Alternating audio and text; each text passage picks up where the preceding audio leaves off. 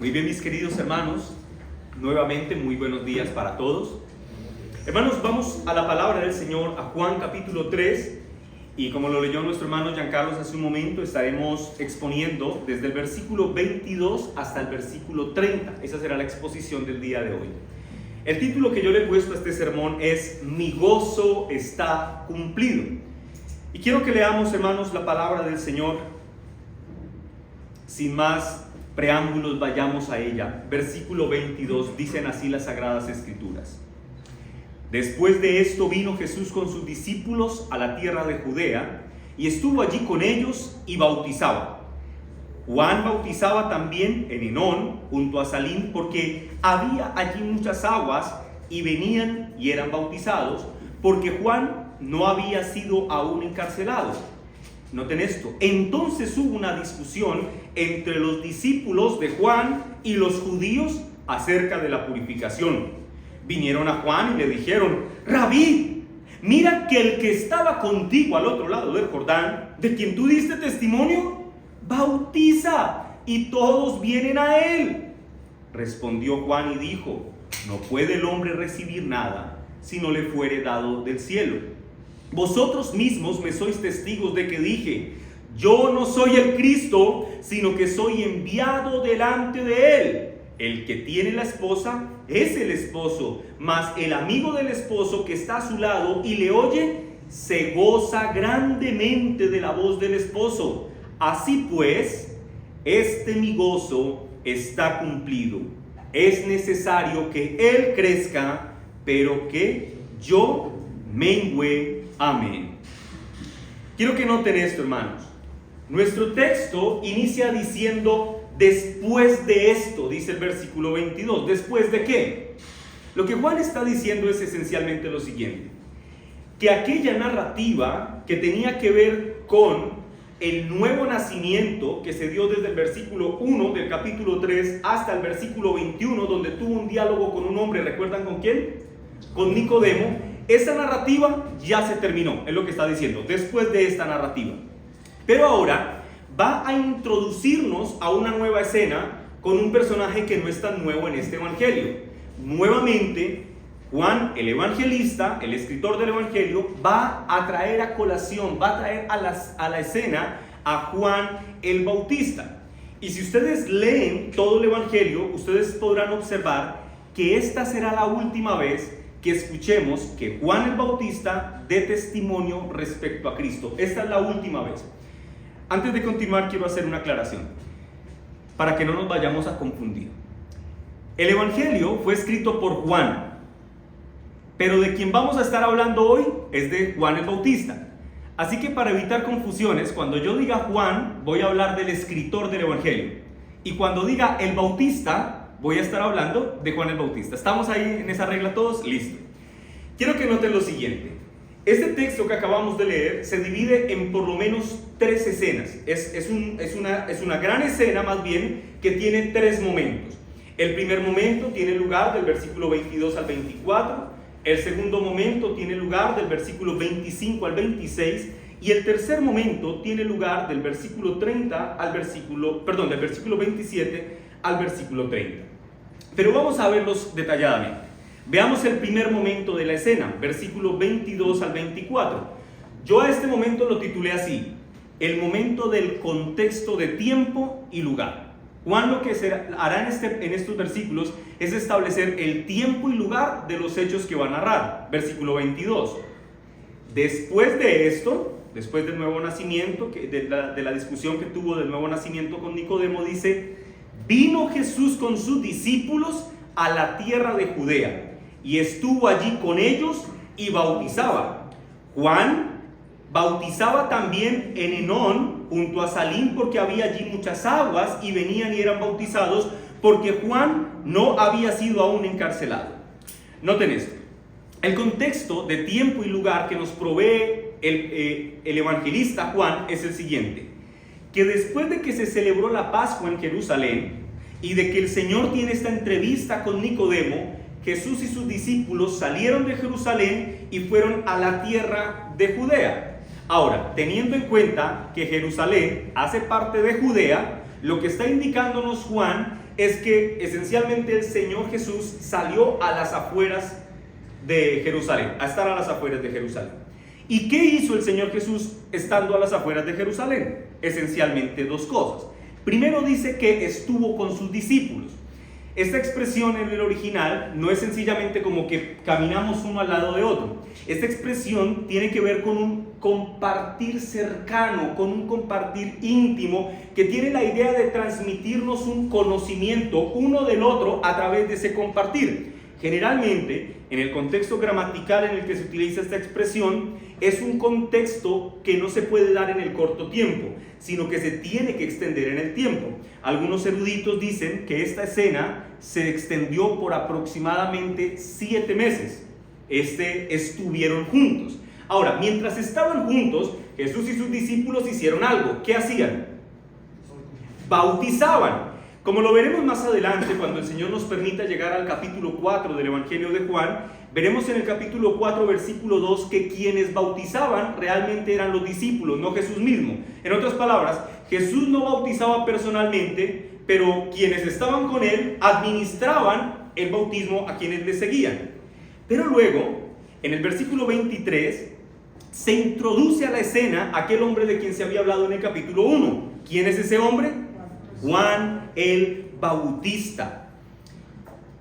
Debemos recordar, mis hermanos, antes de empezar a hablar de Juan el Bautista, y por la pertinencia que va a tener este comentario a lo largo del sermón, que Juan el Bautista no era un hombre cualquiera en su contexto. Juan el Bautista era un hombre sumamente popular. Es más, si comparamos la popularidad de Juan el Bautista con la de Jesús, bueno, Juan el Bautista era un hombre muy famoso y Jesús era prácticamente un desconocido. Las únicas personas que tenían algo de conocimiento respecto a Jesús eran sus discípulos, y aparte de ellos, los que fueron testigos de la purificación del templo. Cuando el Señor volteó las mesas y dijo: ustedes han convertido la casa del Señor en cueva de ladrones. ¿Lo recuerdan?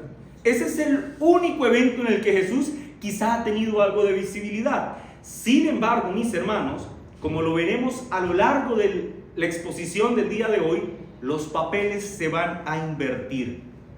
Las multitudes que antes seguían a Juan le abandonarán para ahora empezar a ir en pos de Jesús, haciendo que al final de esta narrativa Jesús tenga todos los reflectores de la escena sobre sí mismo, mientras el Bautista empieza a desaparecer. El texto nos dice que Juan, como era parte de su ministerio, realizaba una labor. ¿Cuál era la labor de Juan el Bautista? Bautizar. Juan, ¿qué hacía? Bautizaba. Y lo hacía en un lugar llamado Enón. Y dice que ese lugar estaba lleno de aguas. Y esto se explica muy bien porque la expresión Enón viene de una expresión hebrea que se puede traducir al español como manantiales. Era un lugar donde había muchas aguas. Luego, en el versículo 24, Juan el Evangelista hace una nota parentética. Noten que pareciera que el versículo 4 es como un paréntesis, que él viene hablando y hace un paréntesis y dice lo siguiente: y él estaba haciendo esto porque aún no había sido encarcelado. Muchos comentaristas concluyen que la razón por la que Juan escribió el versículo 24 tenía que ver con aclarar una mala interpretación que se estaba dando entre los lectores de los evangelios sinópticos, es decir, Lucas, Marcos y Mateo. ¿Cuál era el malentendido que se estaba teniendo? Que cuando ustedes leen Lucas, Marcos o Mateo, la narrativa nos dice que una vez el Señor Jesús es tentado en el desierto, inmediatamente después encarcelan a Juan el Bautista. Pero lo que está haciendo Juan el Evangelista acá es decirnos: no fue tan exacto en tiempo. Entre que Jesús sale de la tentación en el desierto y entre que encarcelan a Juan, transcurrieron por lo menos 7 meses en los que el Señor Jesús y el Bautista realizaron un ministerio paralelo de bautizar a las personas, que es lo que estamos leyendo hoy. Probablemente por eso se hace ese comentario. Y en general, hermanos, eso es todo lo que podemos decir del contexto de tiempo y de lugar. Luego viene el segundo punto del sermón, el contexto circunstancial, lo que pasó. Vamos a ver el versículo 25 hasta el versículo 26. Lean conmigo la palabra del Señor. Entonces, ¿qué pasó? Hubo una discusión entre los discípulos de Juan y los judíos acerca de la purificación. Ahora noten lo que pasa después de esta discusión. Vinieron a Juan, ¿quiénes? Los discípulos de Juan, dice, y le dijeron: Rabí, mira que el que estaba contigo al otro lado del Jordán, de quien tú diste testimonio, bautiza, y todos vienen a él, todos lo están siguiendo a él. Ok, la situación que nos plantea el evangelista es la siguiente. Los discípulos de Juan se encuentran, y escúchame, esta es una aclaración gramatical, con un judío. En el original no es plural, judíos, no, es un judío, y tienen una discusión con este hombre. ¿Por qué discutirían con este hombre? Porque probablemente este judío, aunque el texto no nos lo dice, podemos intuirlo, era adepto a la causa de Cristo. El contexto de esta discusión nos permite entender que quienes inician la querella con este judío no es el judío contra los discípulos de Juan, sino los discípulos de Juan contra este judío. ¿Por qué ellos iniciarían una contienda contra este hombre? Porque quizá ellos estaban atribuyéndole al bautismo que realizaba Juan el Bautista, su maestro, un carácter de eficacia purificadora superior o exclusivo si se le comparaba con el bautismo que estaba realizando Jesús o sus discípulos. Es como si en esta discusión ellos estuvieran diciendo, o más bien la discusión con este judío demostraba que los discípulos del Bautista sentían que los méritos del ministerio bautismal de su maestro se encontraban en peligro. ¿Sí me hago entender? Como que nos montaron competencia.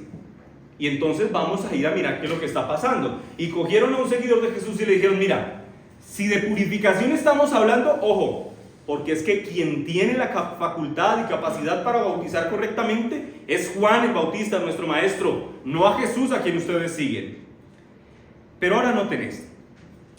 Juan el evangelista no lo dice explícitamente, pero es evidente que en algún momento de esta discusión que ellos están teniendo en torno a la purificación, algo ocurrió y la discusión dio un giro dramático. ¿Por qué sabemos que la discusión cambió abruptamente en un momento? Porque cuando los discípulos de Juan van a buscar al Bautista, no le dicen: mira, maestro, que hemos estado discutiendo con un hombre acerca de la purificación. No. Ellos no mencionan nada respecto a la purificación. ¿Qué hacen ellos cuando se acercan a su maestro? Bueno, en realidad lo que hacen es comunicarle con amargura una queja que tienen en su corazón respecto al éxito ministerial que está teniendo un hombre que se llama Jesús, que entre otras cosas ellos ni siquiera quieren decir el nombre de él. Ellos llegan a quejarse por el éxito de Jesús. Con mucho desagrado, los discípulos del Bautista notan que las multitudes dejan de seguir a su maestro, un hombre que hasta este momento era sumamente popular, y ahora empiezan a seguir a ese desconocido que apareció en escena. Y con amarga queja en sus labios dice, versículo 26, Rabí, mira que el que estaba contigo al otro lado del Jordán, de quien tú diste testimonio, bautiza, y todos vienen a él. Hermanos, es evidente lo siguiente: las palabras de los discípulos del Bautista estaban cargadas de enojo, pero sobre todo, estas palabras estaban cargadas de celos y de envidia. ¿Por qué? Noten esto.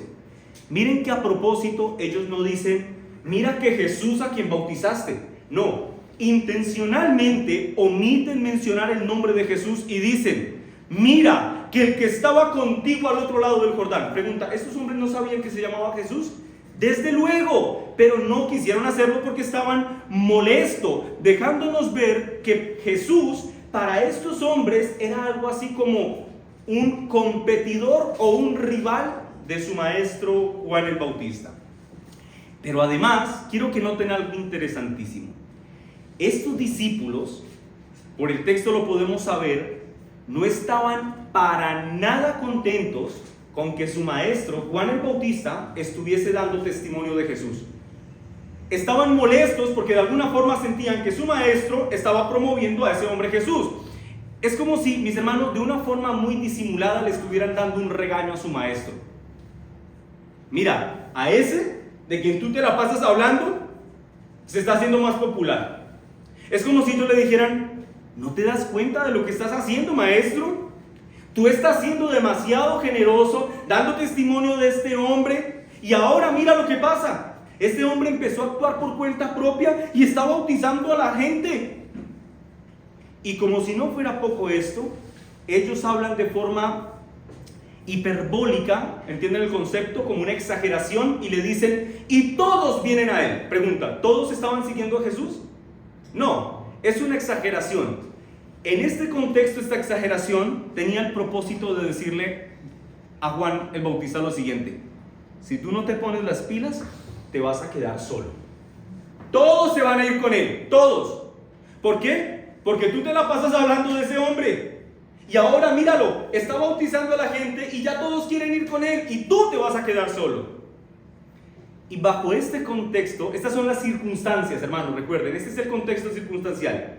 Bajo este contexto de circunstancias viene el tercer acto de esta escena, en donde Juan el Evangelista se detendrá, mis hermanos, en la humilde y solemne respuesta que Juan el Bautista dará a sus discípulos. Lean conmigo el versículo 27 al 30. Yo he titulado a este momento así: el testimonio de Juan el Bautista.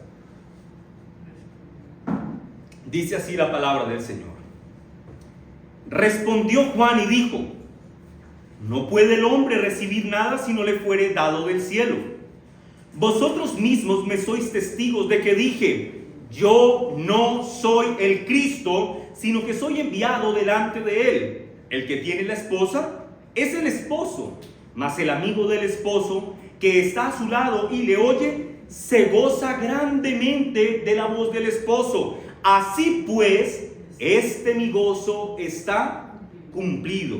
Es necesario que él crezca, pero que yo mengüe. Hermanos, la respuesta de Juan podríamos decir que es sorprendente, pero también es una respuesta noble.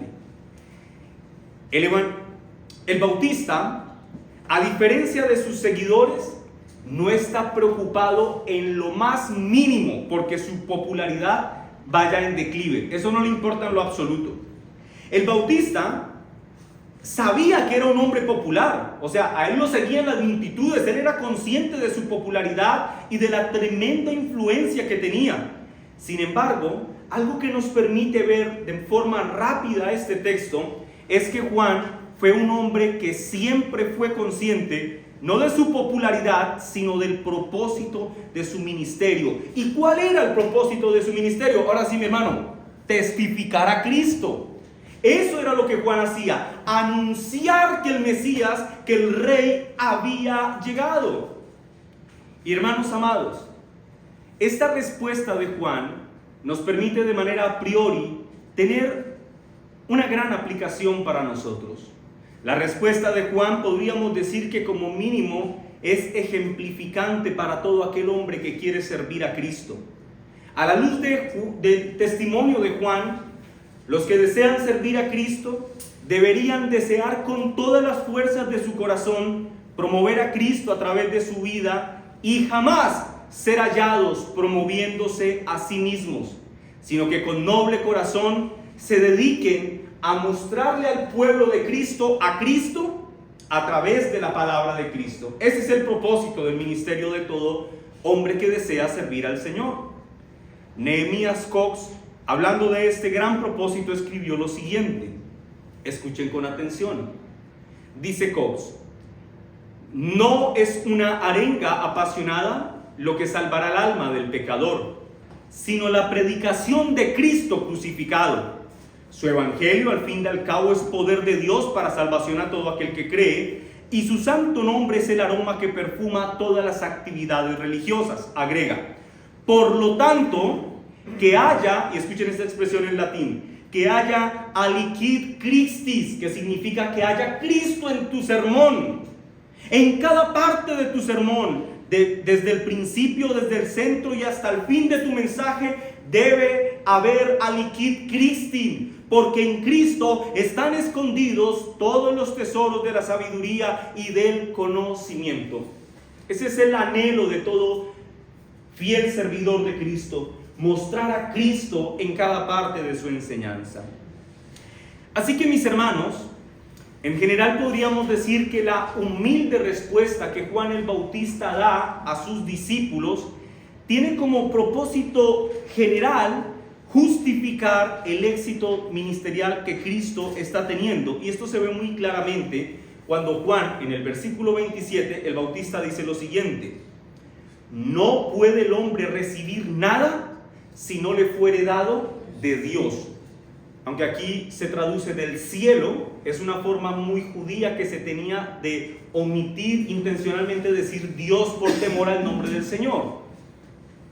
Es decir, cuando Juan el Bautista dice no puede recibir nada si no le fuere dado del cielo, esencialmente lo que está diciendo es lo siguiente: que cada uno, y escuchen con atención, hermanos, cada uno tiene lo que Dios le ha dado.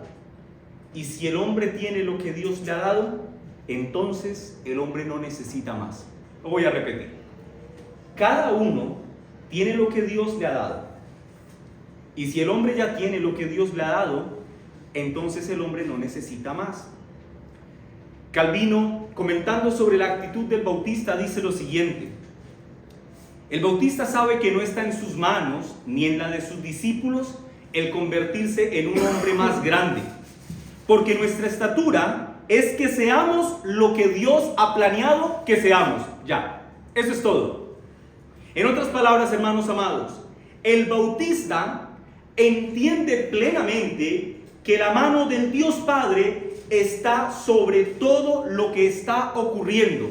Y si la gente ha dejado de seguirlo a Él y ahora sigue a Jesús, no corresponde a una coincidencia o a las circunstancias, sino corresponde al bendito decreto de Dios que así ha establecido que las cosas ocurran. Noten, hermanos, esto: el Bautista en este texto, sin decirlo explícitamente, pero sí con su actitud, acepta con humildad su papel como subordinado, su papel como heraldo del Mesías, reconociendo que el Mesías era más grande que él. Pero quiero que noten esto: él acepta su papel con gratitud, recordándonos, queridos hermanos, que sea cual sea el lugar, la ocasión o las circunstancias en las que se nos permita servirle al Señor, debemos hacerlo con una actitud agradecida, entendiendo que servir a Cristo es un regalo misericordioso. Por lo tanto, resulta inadmisible que entre los cristianos hayan querellas que surjan por la envidia, porque es que este hombre es más popular, porque es que este hombre hace aquello o este hombre hace aquella otra labor. Eso es inadmisible entre los cristianos. Debemos reconocer, después de que el Bautista reconoce su papel humilde como el heraldo del Mesías, luego pasa algo asombroso. Él en todo caso es maestro. El Bautista es maestro y tiene discípulos. Y sus discípulos están cometiendo un error. Todos estamos ahí, ¿no? O sea, ellos están cometiendo un error, están siendo envidiosos, están siendo altivos. Y el Bautista, siendo un maestro amoroso, no dejará su discurso inconcluso sin reprender la torpeza de sus discípulos. Lean conmigo el versículo 28. El Bautista les dice: vosotros mismos me sois testigos de que dije. ¿Qué les dijo?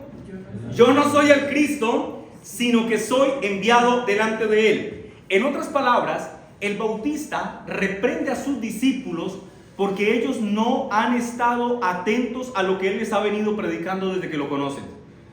Pastor, ¿y usted cómo está tan seguro de que Juan sí les había dicho eso a sus discípulos? Porque en el capítulo 1, versículo 20, literalmente dijo: confesó y no negó, sino que confesó: yo no soy el Cristo. O sea, explícitamente se los había dicho. El Bautista, dicho de otra forma, no había dicho nada en su discurso, ni en este ni en otros momentos, que pudiera generar este malentendido que sus discípulos estaban teniendo respecto a su papel. Por el contrario, el Bautista siempre se presentó como el precursor del Mesías, no como el Mesías.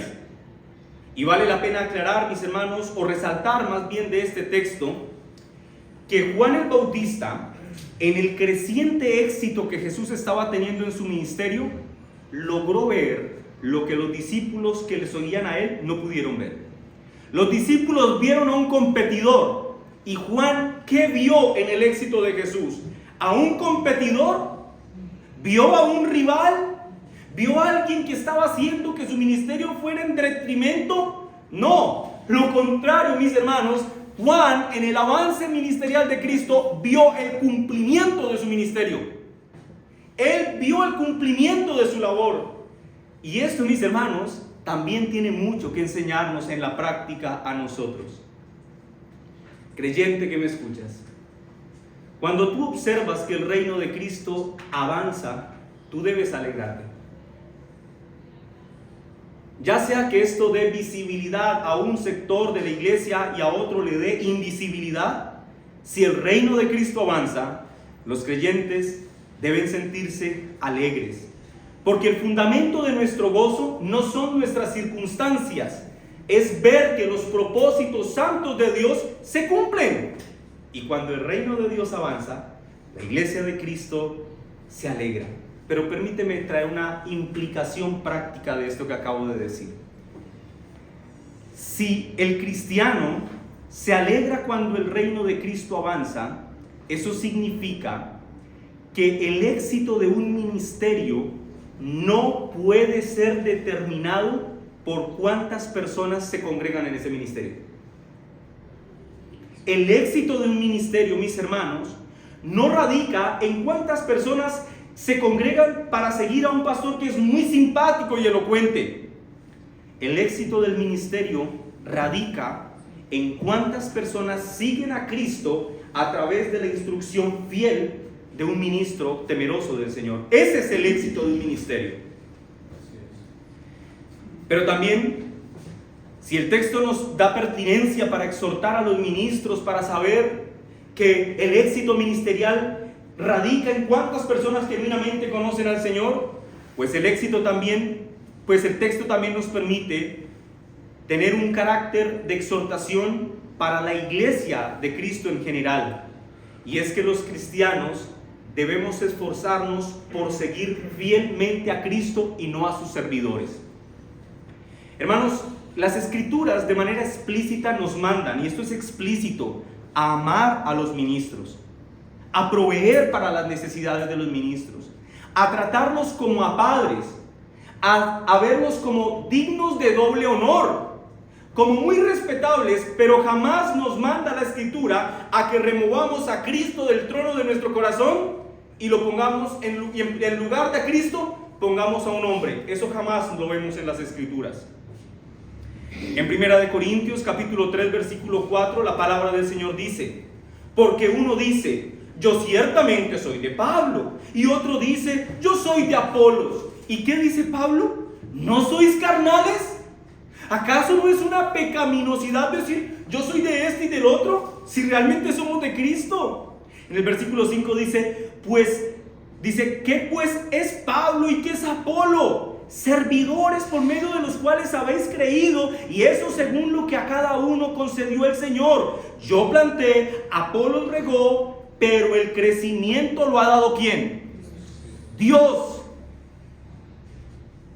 En resumen, hermanos, nosotros debemos aprender que todo ministerio cristiano bíblicamente establecido debe tener una naturaleza absolutamente cristocéntrica. Cristocéntrica en el corazón de sus ministros, quienes se paran detrás de un púlpito, porque cuando se paran detrás de este púlpito no deben promoverse a sí mismos, sino que deben predicar a aquel que es Rey de Reyes y Señor de Señores. Pero también esa naturaleza cristocéntrica debe estar inmersa en el corazón de cada creyente. La iglesia debe desear que se predique a Cristo y debe demandar de sus ministros que prediquen a Cristo. Y para explicar más profundamente lo que se ha dicho anteriormente, En el versículo 29, el Bautista va a ilustrar a través de una imagen de una boda judía lo que ha tratado de decir. Lean conmigo Juan 3:29. Escucha lo que dice la palabra del Señor. El que tiene la esposa, ¿quién es? El esposo. Mas el amigo del esposo que está a su lado y le oye, se goza grandemente de la voz del esposo. Así que, pues, mi gozo está cumplido. En esta ilustración hay tres personas en escena. Uno es el esposo, otro es la esposa y otro es el amigo. La esposa, ¿quién es? La iglesia. ¿Quién es el esposo? Cristo. ¿Y quién es el amigo en esta escena? Juan, el Bautista. Voy a aclarar lo siguiente, porque ustedes dicen, sí, lo relacionan con una boda, pero una boda judía no funcionaba como funcionan las bodas nuestras. Una boda judía era sustancialmente diferente, y en las bodas judías el amigo del novio sería lo que para nosotros podríamos definirlo algo así como el padrino de bodas, pero que hacía muchas más cosas que el padrino de bodas en nuestras bodas. Este padrino de bodas era algo así también como el maestro de ceremonia, el encargado de la logística general, y tenemos muchas evidencias históricas que nos demuestran que los amigos del novio tenían este papel importante: tomar a la novia de la mano, llevarla hasta el altar y entregársela al novio. Cuando el amigo entregaba a la novia al novio, el papel del amigo se finalizaba en la celebración, y ahora todos los reflectores empezaban a apuntar dentro de una celebración judía a las acciones que el novio iba a tener con aquella que acaba de recibir. ¿Entienden lo que Juan el Bautista está queriendo decir? Mi papel es tomar a la novia, llevarla de la mano y entregarla con su prometido. Lejos de frustrarse por lo que está escuchando que sus discípulos le dicen, el Bautista se alegra, porque él es un amigo fiel del novio, está a su lado y ve la alegría del novio al recibir a su novia, y entonces el amigo fiel se alegra con él. El Bautista está alegre, pues entiende que la unión entre Cristo y su iglesia es la razón de ser de su ministerio. El novio se regocija al recibir a su novia, y en este regocijo el amigo naturalmente se regocija con ellos. Si ustedes lo piensan con detenimiento, hermanos, las palabras que Juan está escuchando por boca de sus discípulos quizá fueron palabras que él anheló escuchar durante mucho tiempo. Él soñó con que este día llegara. Maestro, mira que aquel hombre que está bautizando, llamado Jesús, se ha hecho tan popular que todos los que nos seguían a nosotros ahora lo siguen a él. Y Juan dice, sí, lo he logrado. Este era el propósito de ser de mi ministerio. Juan deseaba saber, mis hermanos, que su esfuerzo para mostrar a Cristo estaba dando frutos. Y repito, cuán ejemplificante y pertinentes son las palabras o la reacción del Bautista para nosotros en nuestros días. Los maestros cristianos debemos recordar que el propósito de nuestro ministerio es mostrar la mente de Dios revelada en su bendita palabra al pueblo de Dios. El propósito de ser de nuestro ministerio es llevar a su pueblo a tener un encuentro personal, un acercamiento personal con Cristo. Calvino explica las implicaciones de no llevar a la iglesia de Cristo a encontrarse con Cristo. Dice así Calvino: los que intentan ganar la iglesia para ellos mismos en vez de para Cristo están boicoteando la boda que deberían honrar. La boda debe ser un momento de alegría para el amigo, no una ocasión de boicoteo, de desorden y de desmanes. Debe ser un momento sagrado ver cómo la iglesia de Cristo se conduce a Cristo. Así que, a diferencia de sus discípulos celosos, El Bautista se muestra como un hombre humilde que se siente dichoso en su paulatino retiro del ministerio, pues entiende que su papel está cumplido al enfocar correctamente los ojos de los hombres hacia Jesús. Así que con serenidad el Bautista puede decir: mi gozo está cumplido. Mi gozo está cumplido. Ellos conocen al Señor. John MacArthur comenta: esta es la alegría que Juan reclama para sí, la alegría del amigo del esposo, quien organiza el matrimonio. Y este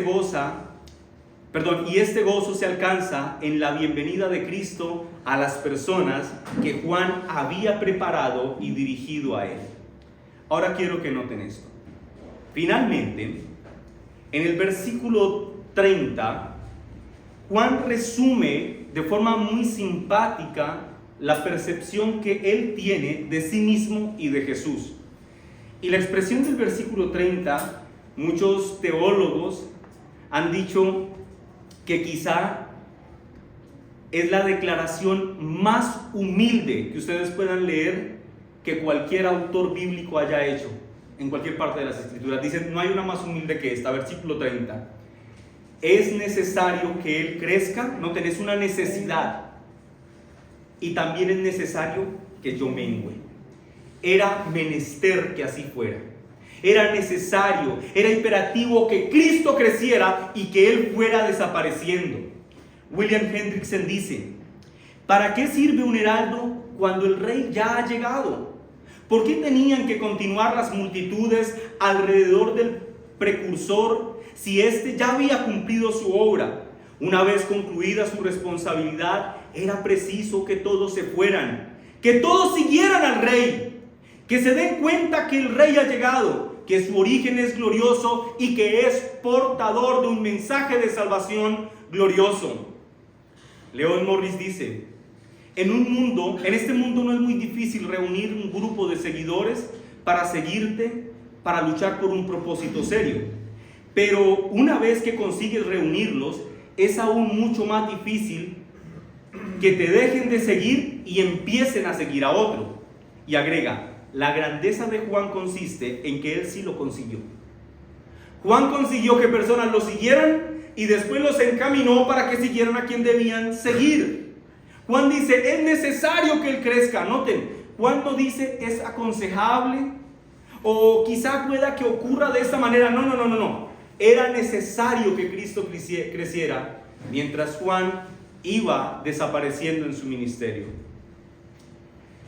El Bautista finaliza su discurso estableciendo un claro contraste entre Jesús y él, exaltando la idea, mis hermanos, de que el plan de Dios es que el Mesías crezca de forma continua, mientras que de manera inversamente proporcional el siervo bautista va menguando o desapareciendo. Yo quiero finalizar este sermón dándote dos conclusiones del mismo y una aplicación muy práctica que quiero que escuches. La primera conclusión es la siguiente, la extraigo del versículo 28 que dice: vosotros me sois testigos de que dije, yo no soy el Cristo, sino que soy enviado delante de él. En este versículo, ustedes pueden notar una vez más el firme compromiso que el evangelista Juan tiene con su escrito. ¿Cuál es el propósito de Juan al escribir todo este evangelio?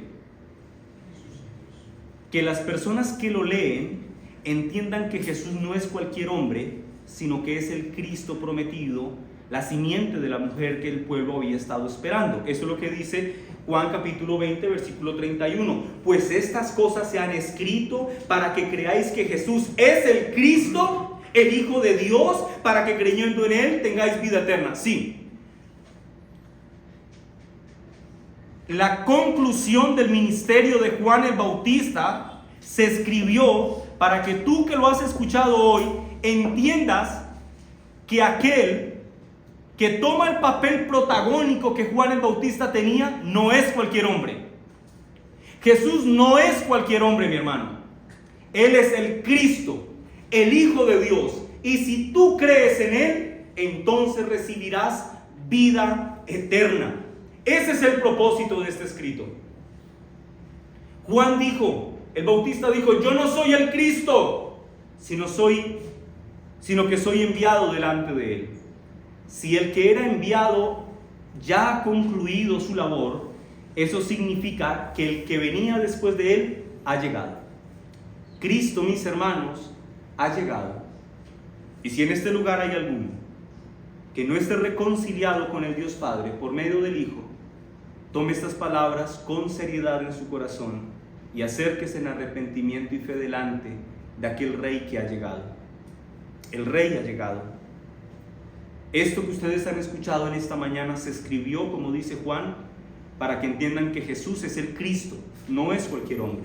Él es el bendito Hijo de Dios. Y si ustedes creen en Él, escúchame, todos tus pecados serán perdonados. Pastor, es que usted no sabe los pecados que yo he cometido. No, tú no sabes los que yo cometí. Y el Señor me perdonó. No hay pecado que el Señor no pueda perdonar. Te lo voy a decir de otra forma, no hay pecado que Cristo no quiera perdonar para un hombre que se arrepiente.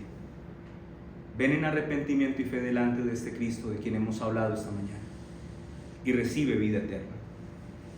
La segunda conclusión a la que quiero guiar los hermanos es que debemos cuidarnos, la iglesia de Cristo debe cuidarse de no caer en la fanfarronería de un falso celo por las cosas cristianas. Mira, ¿y por qué lo digo? Porque yo conozco, y lo conozco de primera persona, lo he visto de cerca, que muchas personas movidos por la admiración que sienten respecto a algún ministro que el Señor le ha permitido ser muy popular en YouTube o en general que la gente conoce mucho, están tan admirados respecto a esta persona que de alguna forma han perdido de vista el propósito del ministerio de esos hombres, y para estas personas es más importante este hombre que Cristo mismo. Yo recuerdo hace algún tiempo participar de una actividad donde se reunían muchos creyentes, particularmente líderes de iglesia o pastores, y allí estaba un hombre muy popular, un regalo que Dios le ha dado a la iglesia, un siervo de Dios, a quien respeto muchísimo. Y en medio de las actividades que se habían propuesto, quien dirigía esta actividad dijo: hermanos, todos pónganse de pie, vamos a cantar un par de himnos antes de iniciar con una serie de conferencias. Yo recuerdo estar sentado a 2 sillas de este varón y estábamos cantando todos contentos. Santo, santo, santo. Cuando yo escucho bulla al lado mío y abro mis ojos y veo la cara de frustración de este hombre con 3 o 4 personas colgándosele al cuello y abrazándolo. Él después dice: para mí esto es un momento de incomodidad, indisposición. Yo quería adorar al Señor, pero las personas no me estaban dejando hacerlo. Hermanos, debemos cuidarnos de no convertir a estos amados pastores y siervos del Señor en un ídolo en nuestro corazón. Y voy a decir esto, y en la gran mayoría de casos no se debe a las actitudes de estos hombres. Yo conozco muchos de ellos, son celosos de las cosas de Dios. Pero debemos cuidarnos como iglesia de esto. Les dije que estas eran dos conclusiones del sermón y hay una aplicación. La aplicación personal es esta. Yo considero, hermanos, que la actitud de Juan el Bautista es digna de ser exaltada y digna de ser utilizada como un ejemplo para nuestras vidas. Yo quiero que ustedes noten esto. No hay una sola parte del texto que acabamos de estudiar que sugiera que Juan el Bautista, cuando escuchó el éxito que Jesús estaba teniendo y observaba su evidente detrimento ministerial, no hay una sola parte del texto que sugiera que Juan estuvo descontento, estuvo amargado o se sintió frustrado por la voluntad de Dios. Por lo contrario, lo que vemos es a un hombre dichoso, a un hombre feliz, a un hombre contento. En otras palabras, vemos en Juan lo que en teología se puede definir como el contentamiento cristiano. El Bautista estaba contento porque Cristo estaba siendo notorio, sin importar si eso implicaba que él fuera desapareciendo de la escena. Pastor, ¿y qué es eso de contentamiento cristiano? William Pondler lo define de esta forma. Escuchen esta definición maravillosa. Dice, es una disposición de la mente por la cual descansamos satisfechos con la voluntad de Dios respecto a las cuestiones temporales, sin ásperos pensamientos ni palabras respecto a nuestros asuntos cotidianos y sin ningún deseo pecaminoso de cambiar las cosas. Eso es contentamiento. Recibimos de buena gana lo que el Señor nos da. El contentamiento, hermanos, tiene que ver con que los cristianos nos gozamos con agradecimiento en las misericordias que Dios nos ha dado. El contentamiento tiene que ver con que recibimos de manera sumisa y alegre lo que Cristo ha querido proveernos y que dejamos el futuro en las manos sabias de nuestro infalible Dios. Descansamos en el Señor, en lo que Él hará con nosotros. Una persona que vive con una actitud de contentamiento añora con tranquilidad el día que Cristo lo lleve a su hogar celestial. Pero mientras ese día llega, ese hombre contento agradece todo lo que Cristo ha provisto y la forma en la que ha permitido que las cosas ocurran en esta vida. Eso es contentamiento. Una buena forma de entender lo que algo es entender lo que no es. Todos entendemos que contentamiento es recibir de buena manera lo que Dios nos ha dado. Pero quiero en estos últimos minutos mostrarte lo que es opuesto al contentamiento.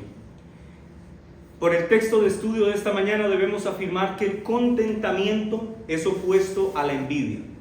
Juan tuvo contentamiento en el éxito de Jesús. ¿Sus discípulos tuvieron contentamiento? En lo absoluto.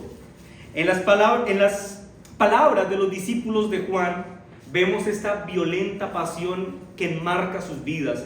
Son hombres envidiosos. Ahora escúchame esto. La envidia es un pecado lleno de malicia mortal que nosotros deberíamos evitar como si se tratara de una peste mortífera. William Pondler respecto a esto comenta: si nuestra actitud hacia nuestro prójimo es pecaminosa porque Dios ha sido bueno con él, nuestra querella no es realmente con nuestro prójimo, sino con la divina providencia de Dios. Sí, cuando tú sientes envidia, estás descontento con Dios.